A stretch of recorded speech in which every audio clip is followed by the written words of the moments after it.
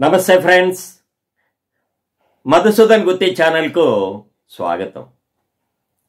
2 రోజుల క్రితం 2 తెలుగు రాష్ట్రాల్లో సంచలనం సృష్టించిన ఒక సంఘటన, యూనివర్సల్ ఫెర్టిలిటీ సెంటర్ కేసు, అద్దె గర్భం మోసం, నిర్వాహకులు డాక్టర్ నమ్రత అరెస్టు. పిల్లలు లేని హర్యానాకు చెందిన దంపతుల దగ్గర నుంచి మీకు పిల్లల్ని కలగజేస్తామని 30 లక్షల రూపాయల వసూలు చేసి ఆ భార్యాభర్తల యొక్క వీర్యాన్ని, అండాన్ని సేకరించి సరోగసి ద్వారా మీకు పిల్లల్ని అందజేస్తాము అనేసి 9 నెలల తరువాత మరి ఆ పసిపిల్లవాడిని కిడ్నాప్ చేశారో తెలీదు, ఎక్కడైనా అక్రమంగా కొనుగోలు చేశారో తెలీదు, మీ సంతానము అని ఆ హర్యానా దంపతులకు అందజేశారు. ప్రస్తుతం ఈ మోసానికి సంబంధించిన ఈ కేసు సంచలనం సృష్టిస్తోంది. అద్దె గర్భం, వీర్యంతో వ్యాపారాలు, సరోగేసి పేరుతో దారుణాలు, అక్రమ ఫెర్టిలిటీ సెంటర్లు, ఐవీఎఫ్ సెంటర్లు, అక్రమ ఫెర్టిలిటీ సెంటర్లు, ఈ ఐవీఎఫ్ దారుణాలు, సరోగసి పేరుతో అతి వికృతమైన మోసాలు. రాను రాను నైతిక విలువలు పతనమవుతున్నాయి. దీనికి ఈ మధ్యన ఎక్కువగా వెలుగు చూస్తున్న అక్రమ సంబంధాలకు పెద్దగా తేడా అయితే కనిపించడం లేదు. మాతృత్వం అనేది స్త్రీకి ఆ భగవంతుడు ఇచ్చిన వరం. ఆ భగవంతుని తరఫున భూమి మీద సృష్టికి అంకురార్పణ చేసేదే స్త్రీమూర్తి. అందుకే మన భారతదేశంలో, మన సనాతన ధర్మంలో ఈ సృష్టి కార్యాన్ని అతి పవిత్రమైన కార్యక్రమంగా నిర్వహిస్తారు. మన పెళ్లి తంతులో ఈ సృష్టి కార్యాన్ని ఒక పవిత్రమైన కార్యక్రమంగా, ఒక మంచి ముహూర్తాన్ని కూడా నిర్ణయించి పెళ్లి తంతులో ఒక భాగంగా నిర్వహిస్తారు.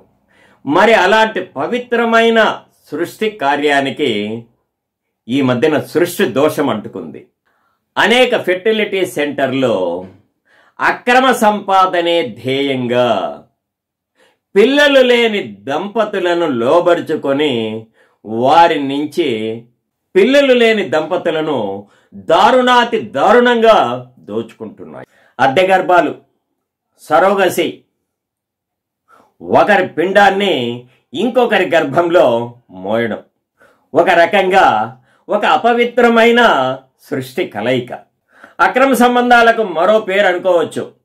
వీర్యంతో వ్యాపారం, డబ్బు ఎర చూపించి, పోర్ను వీడియోలు చూపించి, అశ్లీల వీడియోలను చూపించి వీర్యము సేకరించడం, మహిళా కూలీలకు డబ్బు ఆశ చూపించి వారి నుంచి అండాన్ని సేకరించడం, ఒక రకంగా భార్యాభర్తల యొక్క బలహీనతలను అవకాశంగా తీసుకుని అనేక అక్రమ ఫెర్టిలిటీ సెంటర్లు, ఐవీఎఫ్ సెంటర్లు అనేక దారుణాలు చేస్తున్నాయి.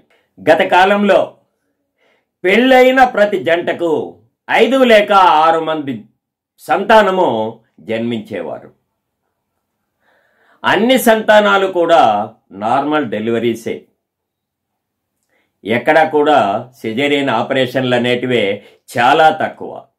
మరి ప్రస్తుత పరిస్థితులలో పెళ్ళైన ఈ జంటలు సంతానోత్పత్తిలో ఎందుకు విఫలమవుతున్నారు?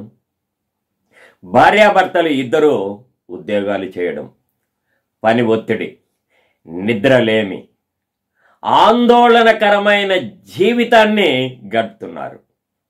సాఫ్ట్వేర్ ఉద్యోగాలు, లక్షల్లో వచ్చే జీతాల కోసము ప్రశాంతమైన జీవితాన్ని, వైవాహిక బంధాన్ని కోల్పోతున్నారు. ఒత్తిడిలో, ఆందోళనలో సరిగ్గా సృష్టి కలయిక చేయలేకపోతున్నారు. పిల్లలు పుట్టడం లేదని ఆందోళన చెందుతున్నారు.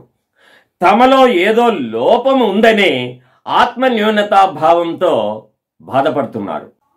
భార్యాభర్తల తమలోనే ఏదో లోపం ఉంది అనేసే భ్రాంతికి లోనవుతున్నారు.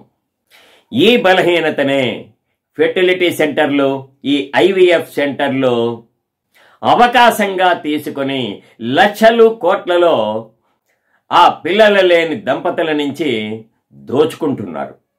అందుకే మీ జీవన విధానంలోనే లోపముంది. ఏ ఒత్తిడులు లేకుండా, ఏ ఆందోళనకు గురి కాకుండా ప్రశాంతమైన వాతావరణంలో ప్రశాంత మనస్సుతో సృష్టి కార్యము చేసుకుంటే తప్పకుండా పిల్లలు పుడతారు. అద్దె గర్భాలు, ఈ వీర్యంతో వ్యాపారము, ఇలాంటి వికృత చేష్టలు మానండి. ఎవరో వీర్యంతో మీ కడుపున బిడ్డగా జన్మించాలా? అసలు ఇలాంటి వికృతమైన విచిత్రమైన అవకాశాలకు ఎందుకు వెళ్ళడం? భార్యాభర్తలారా, పెళ్ళైన దంపతులారా, కాస్త మానవత్వంతో ఆలోచించండి. మీ చుట్టూనే లేదా మీ దగ్గరలోనే ఉన్న అనాథ శరణాలయాలలో తల్లిదండ్రుల ఆప్యాయతకు, ఆదరణకు నోచుకోలేని పసిపిల్లలు ఎందరో ఉన్నారు.